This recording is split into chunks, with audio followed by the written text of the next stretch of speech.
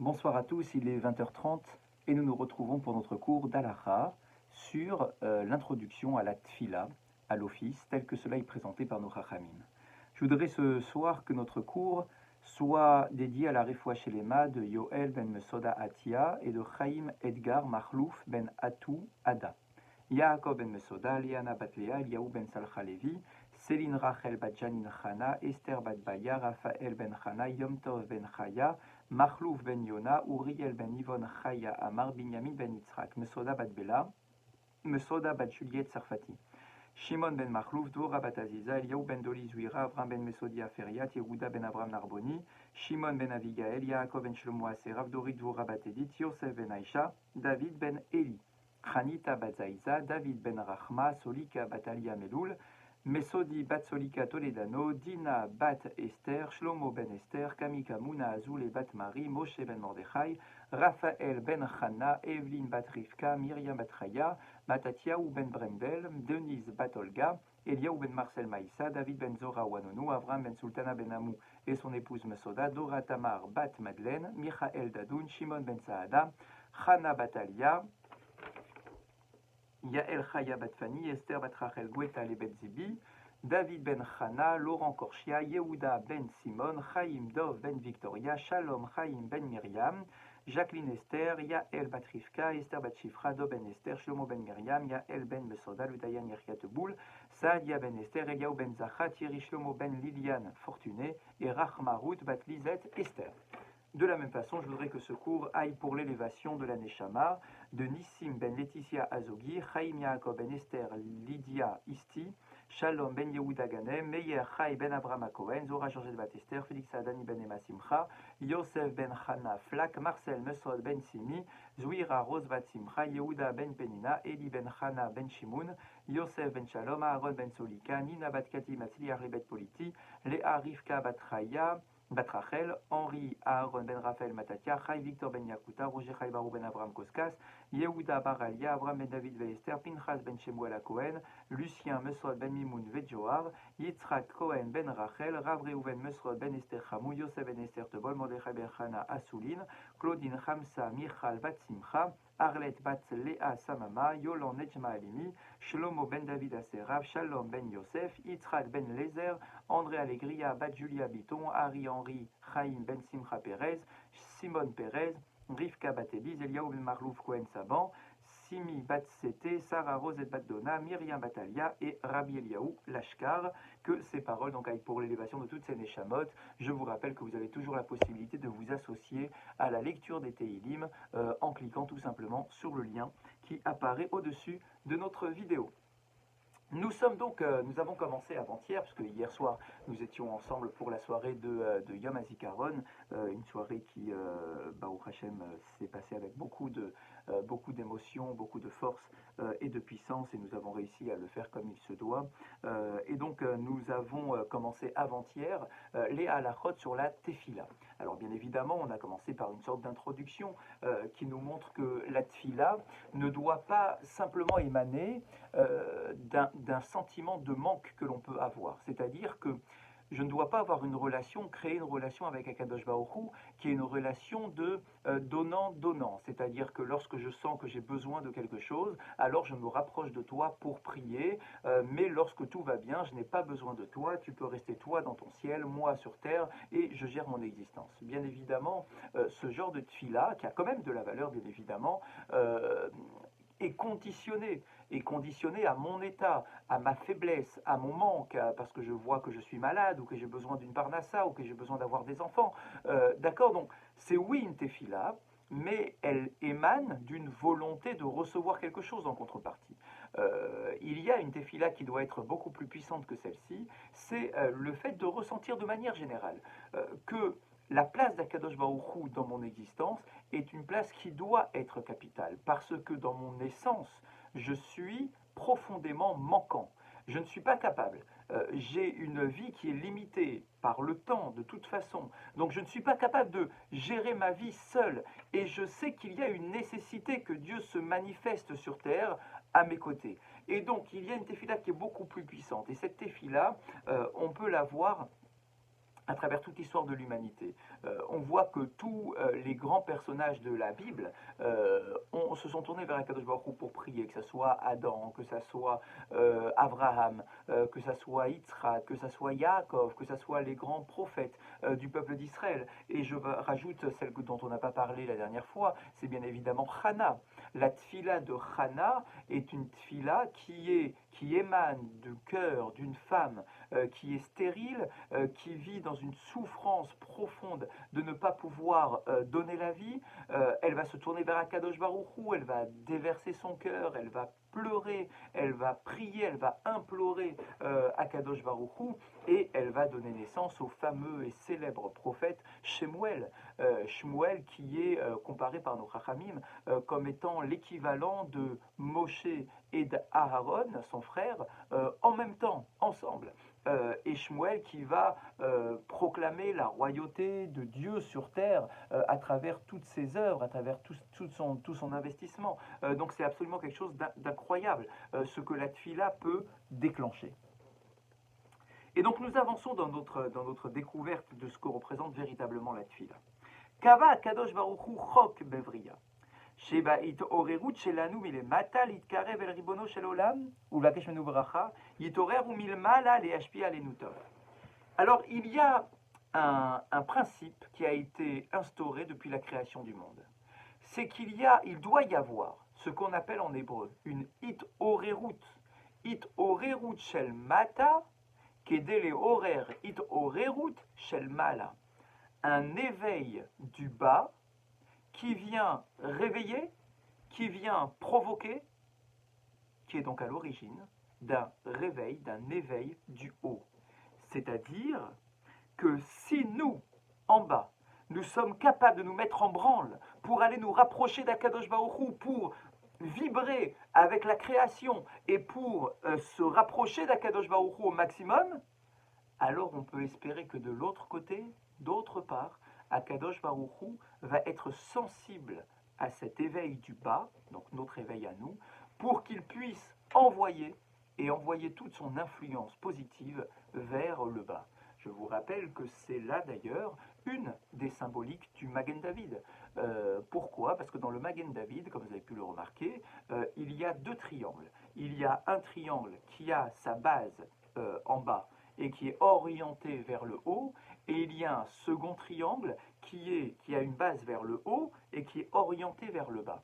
Eh bien, nos maîtres nous disent que c'est là la rencontre entre les deux mondes, la rencontre entre l'homme qui a sa base en bas, c'est-à-dire nos pieds sont sur terre, nous vivons dans ce monde matériel, mais notre tête va vers le haut, c'est-à-dire que nous avons une aspiration à nous élever spirituellement, et d'un autre côté, il y a Akadosh Baruch Hu qui a son règne en haut dans les cieux et qui envoie sa bracha vers le bas.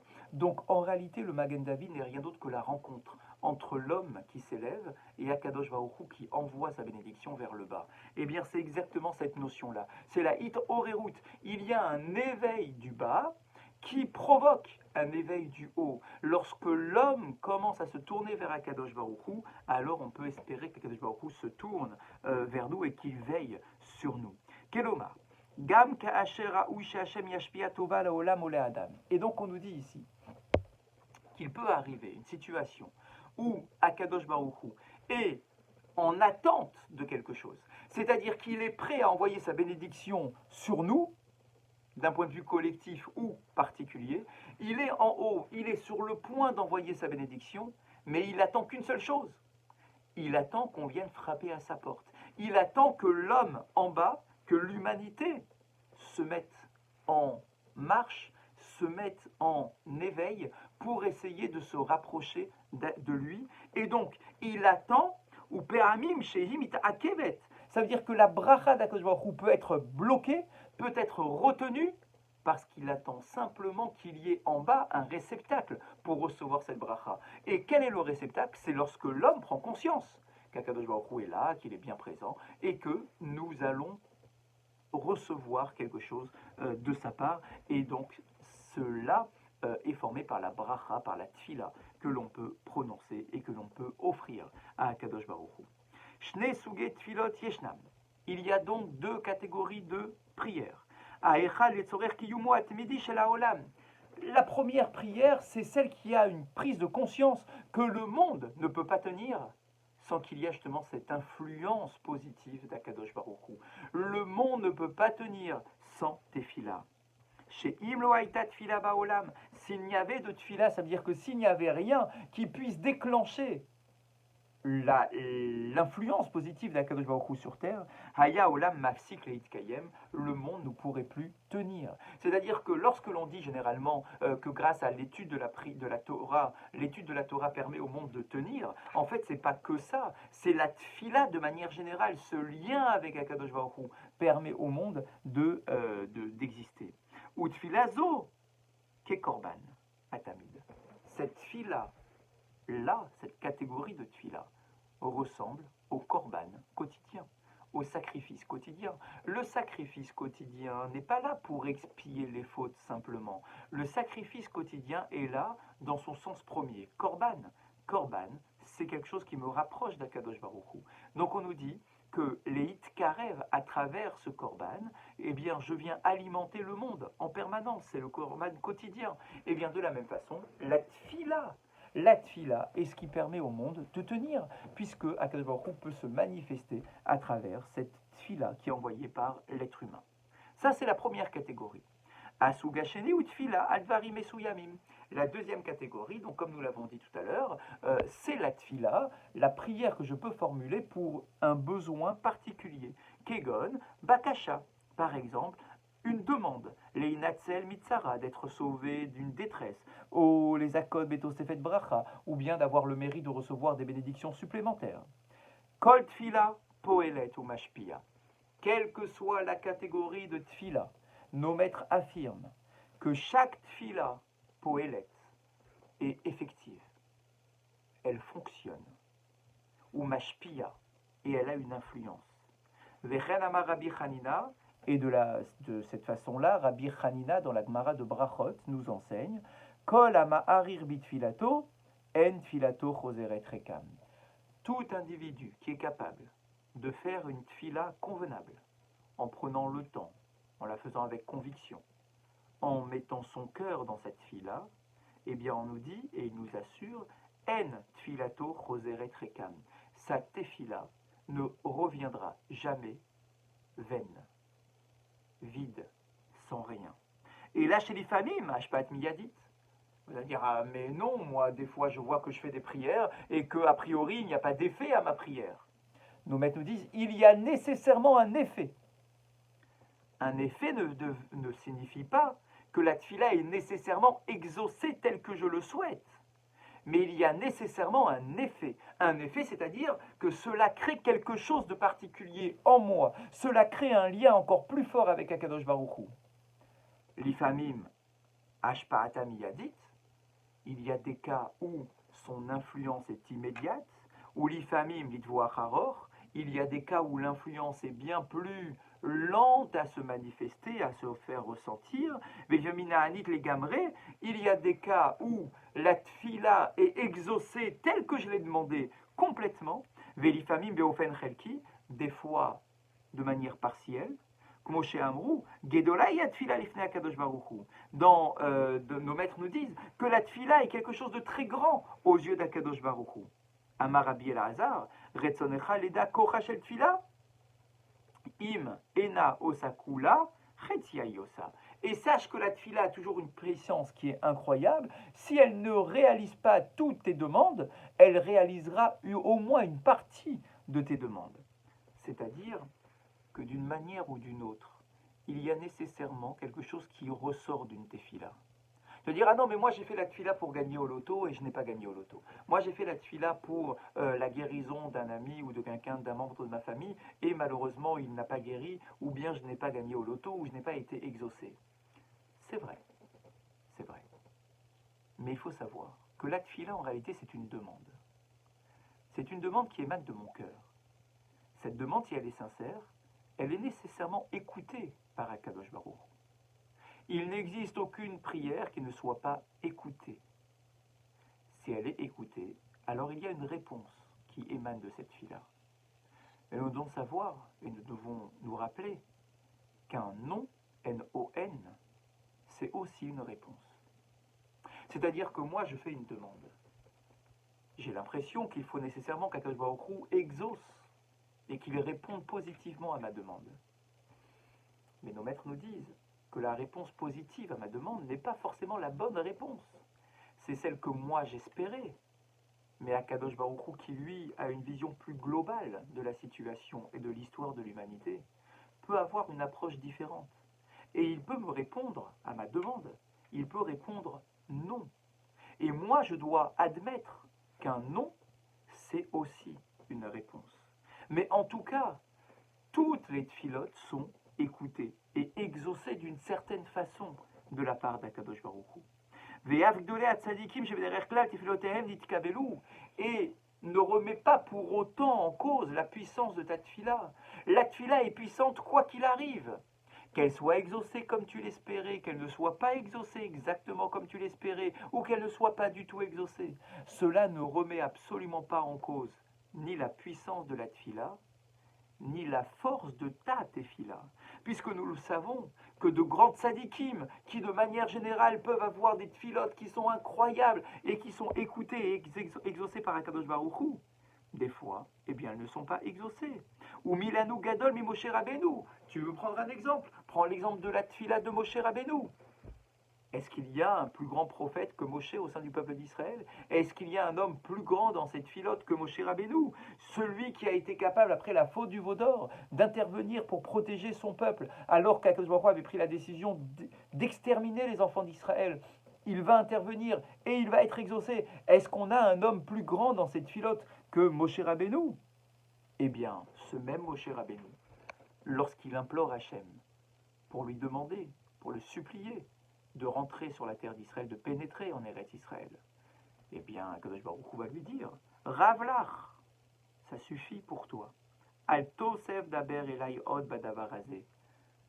Ne rajoute pas d'autres demandes autour de ce sujet. Tu ne pourras pas rentrer en Israël. Alors on pourrait dire, ah mais c'est une catastrophe, c'est la preuve que la tfila de Moshe n'est pas une tfila puissante, ce n'est pas une tfila qui est exaucée par Akadosh Baruch Hu. Eh bien on nous dit, non. Parce que le projet d'Hachem est différent. Là où toi tu peux avoir l'impression que c'est simplement un refus et que c'est un échec de la tfila, que Moshe Rabbeinu n'arrive pas à avoir une tfila puissante, eh bien nous mettons nous dire non, il y a un projet plus grand que Moshe Rabbeinu. Il fallait que Moshe meure en dehors des frontières d'Eretz Israël. Peut-être pour nous raccompagner à nous. Lorsque le Mashiach arrivera, il nous faudra un guide. Peut-être que ce guide sera tout simplement Moshe Rabbeinu. Allez savoir, nous disent nos maîtres. C'est ce que nous proposent nos Chachamim dans la lecture de cette histoire-là. Donc nous voyons que finalement, il y a des choses plus puissantes. Il y a l'individu dans cette fila avec l'éveil du bas qui provoque quelque chose, qui met en émoi quelque chose de très grand en haut. Mais la réalisation de la tfila, le fait que ça soit exaucé, émane de quelque chose d'autre. C'est pour cette raison que nous devons toujours renouveler la puissance de notre tfila. Et ne crois pas que puisque tu as prié, Dieu est obligé de réaliser tes désirs. Et là, yamshir leitpalel. Mais il faudra sans cesse continuer à prier, quoi qu'il arrive. Et Akadosh Baruch Hu, de son côté, fera ce qu'il devra faire. Nerleku arishonim bishe'ela. Il y a une question qui est posée par nos chachamim. Haïm yesh mitzvah minatora litpalel bechol yom. Existe-t-il une obligation d'après la Torah de prier tous les jours? Et il y a deux grandes opinions sur ce sujet. Les dates à Rambam, d'après Maïmonide. Mitzvah minatora litpalel bechol yom. Maïmonide considère que oui, c'est une obligation de la Torah, de prier tous les jours. Chez Nehemar, Va'avadtem et Hashem Elokechem. D'où est-ce que je le sais? Que c'est écrit dans la Torah qu'il faut prier? Eh bien, il y a un verset qui me dit très clairement, Va'avadtem et Hashem Elokechem. Tu devras servir l'Éternel ton Dieu. Très bien. Et il y a un autre verset dans le livre de Devarim cette fois, Et Hashem Elokecha tira ve'oto ta'avod. L'Éternel tu devras craindre et tu devras le servir. Et bien que dans ce verset-là, il y a finalement une obligation générale, très globale, de servir à Kadosh Baruch Hu, Mikol makom yesh bahem gam tzivui meyuchad leitpalel. Il y a également dans ces mêmes versets une obligation formelle de prier. Sheken darshu chachamim sha'avoda itfila. Parce que nos chachamim interprètent que le mot avoda dont on parle ici, le service, c'est en réalité rien d'autre que la tfila. D'où est-ce que je sais que le service c'est la tfila? Alors ça je le vois dans le verset du Shema Israël. Les ahava et Hashem Elokechem, tu as une obligation d'aimer l'Éternel ton Dieu, ou le ovdo bechol levafrem, et de le servir avec tout ton cœur. Et la Gemara interprète Ezohi avoda shebalev. Qu'est-ce que le service du cœur, puisqu'on nous demande de le servir avec tout notre cœur? Have Omer zot tfila, c'est la tefila. Donc nous voyons ici, donc vous avez compris, nous sommes partis d'un verset qui m'ordonne de servir Dieu tous les jours et de le servir avec mon cœur. Qu'est-ce qu'on appelle un service du cœur? C'est la tfila. C'est de là, dit Maïmonide, que j'apprends que j'ai une obligation de faire la tfila tous les jours. D'après la Torah, attention, une tefila que je prononce une fois par jour m'acquitte de mon obligation formelle de prier, telle que la Torah nous le demande. Alors on peut se dire, oui d'accord, mais c'est quoi faire une tfila? Qu'est-ce que faire une prière exactement? Et alors on nous dit très clairement, c'est de commencer une tefila, une prière, en ouvrant notre bouche pour faire des louanges que j'envoie à Kadosh Baruch Hu, ou mitor karisha letzorchachav, et à travers ces louanges, d'en arriver ensuite à demander nos propres besoins, ve'yesayem be'oda'a ala tova, sheshpiyalo Hashem itbarach, et de terminer, de conclure par une oda'a, par un remerciement pour tous les bienfaits envoyés par Akadosh Baruch Hu. Ve'ayu shekitzru bitfilatam, ve'ayu she'erichu. On est bien d'accord, à l'époque où on parle, eh bien, il n'y a pas encore le livre de la prière tel que nous le connaissons. Il n'y a pas encore de prière formulée. Mais il y a un principe. Tu commences par faire des louanges, tu te fais tes propres demandes, tu termines par des remerciements. Certains prolongeaient, certains réduisaient le temps de leur tfila. Mais tout le monde était quitte. Chacun selon son cœur, chacun selon ses facultés. C'est pas forcément facile d'être en mesure tout seul de faire des louanges à Dieu, de faire des demandes et de faire un remerciement. Nous ne sommes pas tous en mesure de le faire, de la même façon en tout cas. Donc certains étaient plus à l'aise pour le faire et prenaient leur temps pour le faire. D'autres faisaient quelque chose de plus court, mais en tout cas, mais à Torah, en shiur la tfila. D'après Maïmonide, d'après la Torah, il n'y a pas de temps particulier pour faire la tfila. Il faut le faire une fois par jour, ça c'est certain, une fois tous les jours, comme tu l'entends, comme tu le ressens, en suivant ce principe de louange, demande, remerciement, et après, chacun est libre de le faire comme il le ressent. Voilà d'après Maïmonide comment est-ce que la tfila est présentée. Voilà pour ce soir. Nous nous retrouverons, Bezrat Hashem, demain soir pour la suite de notre cours sur la tfila.